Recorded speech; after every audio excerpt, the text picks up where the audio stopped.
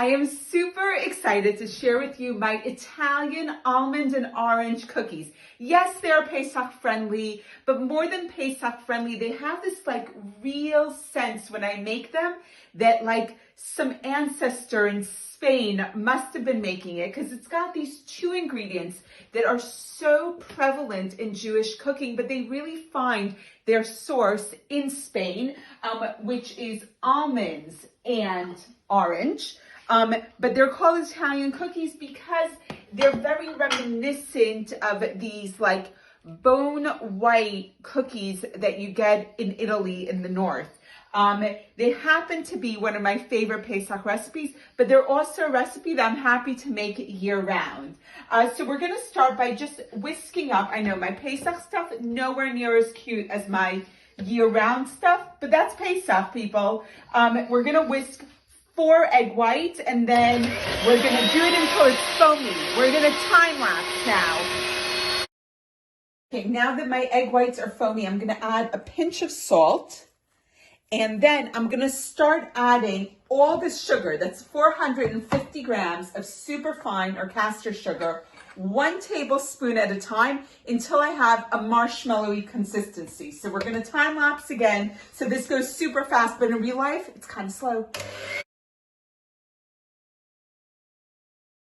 All right, so my egg whites, look, they're gorgeous. We're not looking for stiff peaks. What we're looking for here is that all the sugar is dissolved and it looks kind of like marshmallow fluff.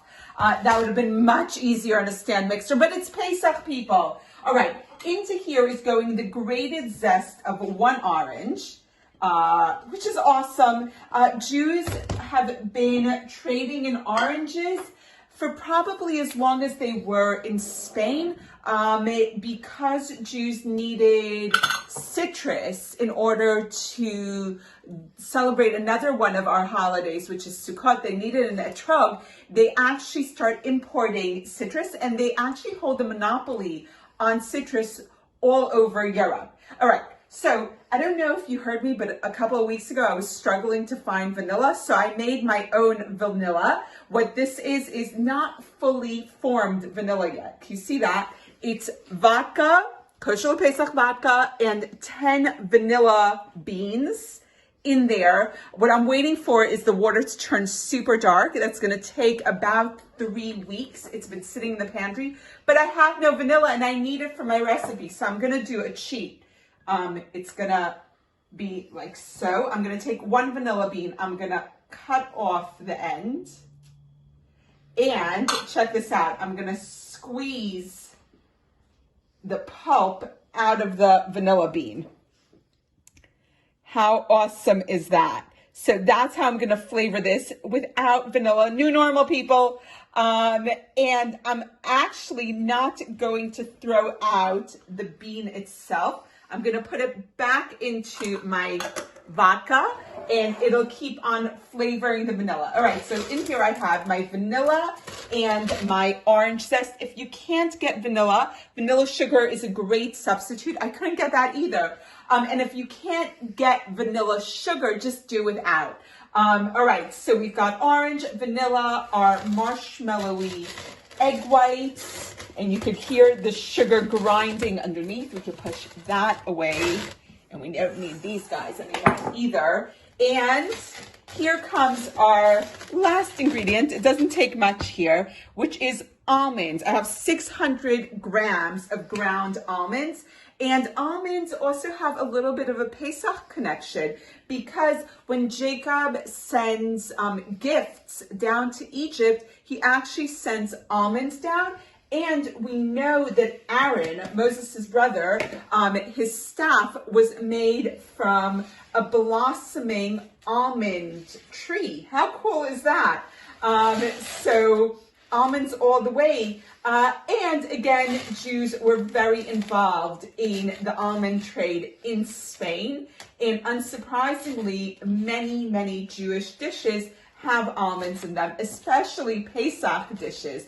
Long before we were introduced to pecans, which I love, but they come from North America, we had almonds, which are, you know, very, very much European. Do they originate in Europe? I don't know. But okay, so what we have here is a very hard dough. And yes, you're gonna get sticky. Just be prepared. And we're going to knead it all together to make sure it is all amalgamated, mixed together. And this is something I didn't tell you. Oh my goodness, you must start this recipe the night before you intend to bake it. So this is nearly nighttime here in London. It's late afternoon, and I'm going to do all the work tonight. And I get into a very zen mode when I make these cookies, and I will bake them in the morning. So there's my mix, and it's sticky and it's gooey and it's going everywhere, and that's exactly what I want. So because it's Pesach, rather than dusting my counter with flour, I'm dusting my counter with icing sugar, powdered sugar, confectioner's sugar, whatever you want to call it. And I'm gonna dump my dough straight into that icing sugar counter. And there we go. So here is how we're gonna do this. I have a lot of dough. It's gonna make a lot of cookies, but that's fine because they stay fresh for ages, and you can freeze them. And unlike many Pesach cookies, the day after Pesach, they are not revolting. Do you find that? Like all this Pesach food, that the day after Pesach, you really can't eat it? This is not one of those recipes. This is like a year-round recipe, which I've, adapted for Pesach. Okay, so I'm gonna take this log and I'm going to divide it into 12 portions. Divide it into more. This is just to make it easy for me to roll out. And just starting with one portion, again, you may need more icing sugar for rolling. Imagine these are gnocchi, and this is the way you would make gnocchi, but instead of potatoes, we have almonds. And there we go. There's my roll, and you just cut. And you'll see we're gonna have like little lozenge-shaped cookies in a minute. So it's up to you the size, but there is a cookie. And because I like the whole Zen experience of this, I will sit there for hours shaping each one into a perfect little square. You do not have to do this. Listen to me, you do not. But it's like my perfect excuse to watch a movie while I sit there and shape these. So I'm already set up. My computer's on my kitchen table. The cloth has been wiped down, and I'm ready to, watch something and zone out. If, unlike me, this is not the highlight of your day, just put them down like that. They're gonna taste exactly the same. So as promised, I'm sitting at my kitchen table. I'm like totally gonna zen out while I shape every one of these cookies. My computer is ready. I'm watching a movie. I'm watching Stripes, Matzah, and the American Dream. I'm like super excited. It's totally like Pesach around here. See? Matzah being made. How cool is that? So take this as a Zen moment, people. Enjoy it. Hey everyone, so the night has gone. It is now morning. You can see outside. It's gonna be a cold one here in London.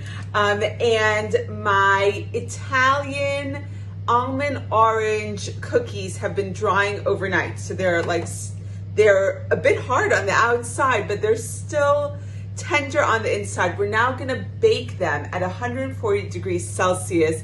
I cannot do the math this morning. We'll let you know how much that is Fahrenheit.